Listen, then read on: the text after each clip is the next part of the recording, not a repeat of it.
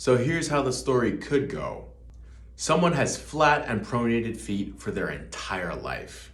Any pain or discomfort that they feel isn't enough to prompt them to do anything about it. They simply soldier on despite having less than ideal body mechanics.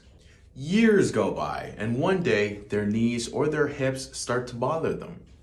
But they still don't put enough importance on the pain or the discomfort that they feel, and so they keep walking along on those flat feet. Over time, the pain in their joints worsens until one day, while on a walk with a loved one, they have to take a break. And then another day they have to take 2 breaks. And another day they have to take 3 breaks. Before long, this individual is foregoing walking with their friends and family entirely because their joints hurt too much. They experiment with their walking and they find out that they have a limited number of steps that they can take. Say 2,000 steps in a day before their joints start to bother them. As a result, they start to ration their steps because if they accept invitation A, they may not be able to do chore B later on in the day. They can play with their grandkids, but only for a certain number of steps. The pain and discomfort in their hip and their knee have completely immobilized them. And it's at this point that they think to themselves, where did I go wrong? And what's interesting is that the answer to that question is simple. Where they went wrong was at their foundation, literally. With flat or pronated feet, the joints above the foot are all out of line. That's your ankles, your knees, your hips. And that can put stress on some or all of those joints.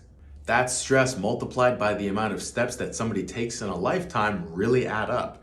If somebody takes 1,000 steps with 5 extra pounds of weight, stressing their right hip, that's 5,000 pounds of volume that the right hip is being subjected to, the left hip is not. Now, if we're talking about hip replacements, which hip do you think is going first? Now, as you guys know, there are tools that we can use to better align our bodies, our spines, and our joints. We can use corrective exercises. We can get adjustments. There are many other things that we can do, but getting orthotics is one of those things.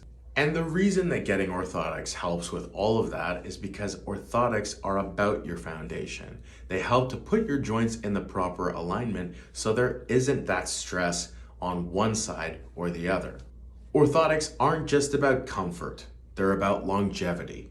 If you have flat feet, heel pain, ankle pain, knee pain, hip pain, pronation of your feet, ankle instability, anything of that variety, maybe orthotics are right for you. Talk to our front desk about an orthotics consultation, and we'll help to make sure that you don't ever have to ration your steps.